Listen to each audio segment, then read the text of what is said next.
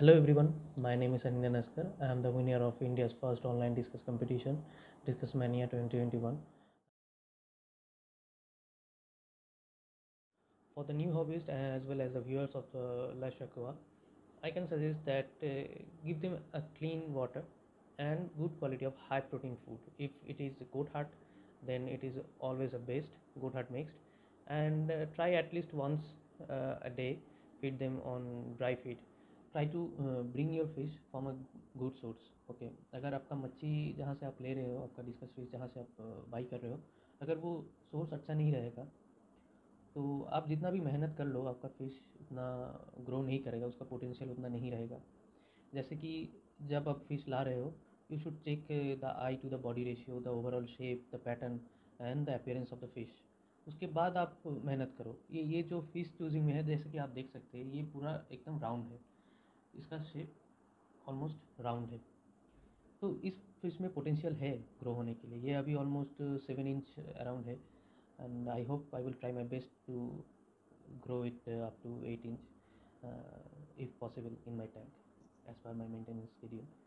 तो जो मैं बोल रहा था कि अब जब फिश लाए अब वो ध्यान से लाए, और यहाँ पे छोटी छोटी कुछ चीज़ें होती हैं, जैसे कि आप ट्राई करें कि आप जहाँ से फिश ले रहे हो आप मिक्सअप मत कीजिए अपने सोर्स को। If you have a hospital tank, then you can take that chance mixing up the fish from different sources, because सभी का मेंटेनेंस शेड्यूल सेम नहीं रहता। कोई हार्ड वर्क करके उसको मेंटेन करता है, कोई किसी को सिर्फ उसको बेचना है, दैट्स ऑल। सो यहाँ पे आप पहले आपका जो इन्वेस्टमेंट है अगर वो सही रहा तो वो उसका पोटेंशियल वो आपको बाद में आपको मिलेगा, वो 100% पक्का है। Next come to the maintenance schedule. One of the most important point in discuss keeping is consistency. आपको कंसिस्टेंसी मेंटेन करके रखना है।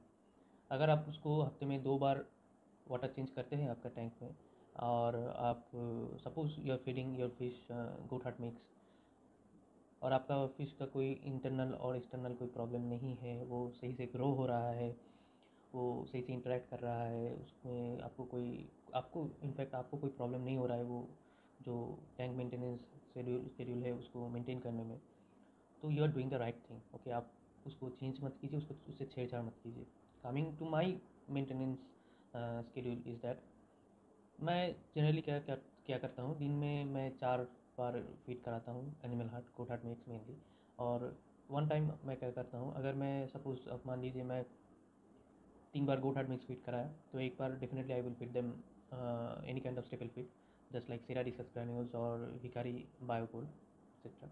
Sometimes I will also feed them Australian black pumps as their treat. उसके बाद क्या है, मैं after their last feeding what I generally do is 25 to 30% water change, and ये जो स्पॉन्ज फिल्टर है और टॉप फिल्टर का जो फिल्टर पैड है वो मैं रेगुलरली वॉश करता हूँ ड्यूरिंग द वाटर चेंज। मेरे हिसाब से ये this is the best what I can offer to them as per my busy lifestyle and my work. ये I am not a raiser as well as I am not a breeder, so मैं professional जो है उनकी तरह मैं maintain कर नहीं पाऊँगा। कोई भी हॉबिस्ट को पॉसिबल नहीं है कि they can touch the maintenance and the feeding touch to match the maintenance and the feeding schedule of any raiser और प्रोफेशनल पर्सन। आपको जो शेड्यूल हो या फीडिंग हैबिट आपको मच्छी को आपको डालना है, वो आप पिक कीजिए जो आपको फीड करता है, ठीक है, which is suitable to you. आप सबसे राय लीजिए, क्या कौन क्या कर रहा है आप सबसे जानिए, लेकिन पिक वही करना है जो आप मेंटेन कर सकते हो लॉन्ग रन के लिए। मैं बोल रहा हूँ या कोई और बोल रहा है वो मत कीजिए। जनरली डेफिनेटली अगर आप अपने फिश को, अगर सपोज मैं इनको 4 बार फीड कर रहा हूँ, अगर मैं डेली 50% या 40% वाटर चेंज करता हूँ तो ये इनके लिए बेस्ट रहेगा। लेकिन वो मेरे लाइफस्टाइल में या मेरा जो वर्क प्रेशर है उसमें वो सिस्टम फिट नहीं होता। और कुछ कुछ ऐसे लोग को भी मैंने देखा है जिनके पास 2 कैनिस्टर फ़िल्टर है, जिसमें वो बायोलॉजिकल मीडिया भर भर के उसमें they put so much of biological media in their canister and still they are doing 100% water change. इसमें से कोई फ़ायदा नहीं है, आप तो आपके बायोलॉजिकल मीडिया जो है उसको काम ही नहीं करने दे रहे हो, ठीक है। तो आपको डिसाइड करना है आपको क्या करना है और कैसे आपको अपना फिश जो है उसको मेंटेन करना है।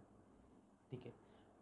अगर आप इनको क्लीन पानी, अच्छा खाना ये देंगे तो इनको कोई प्रॉब्लम होने वाला नहीं है। सच में इनको कोई प्रॉब्लम होने वाला नहीं है।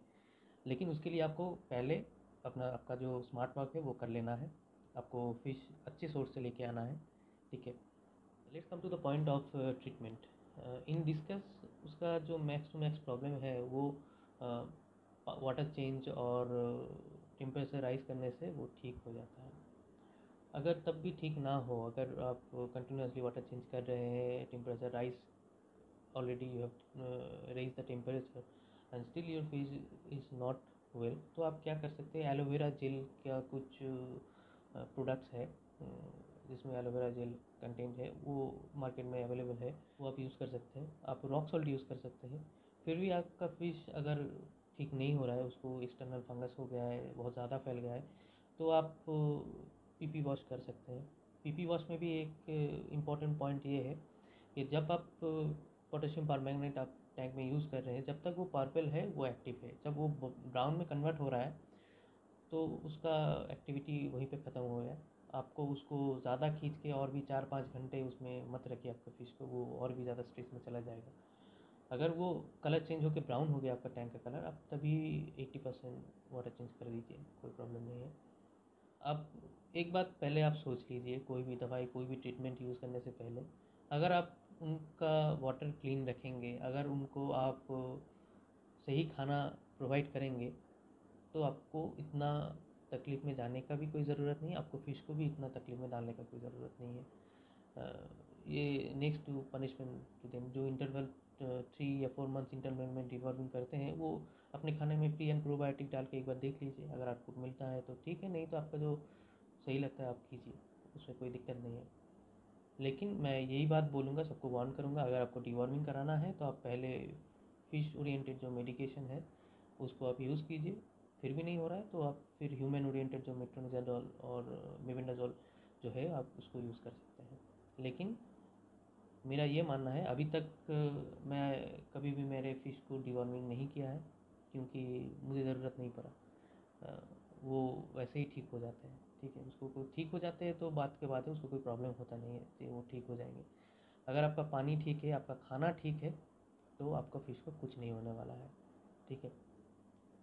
सो आप जो वर्क शेड्यूल जो है, मैं रैप अप में यही बोलना चाहता हूँ कि आपका जो वर्क शेड्यूल है उसको आप मेंटेन कीजिए।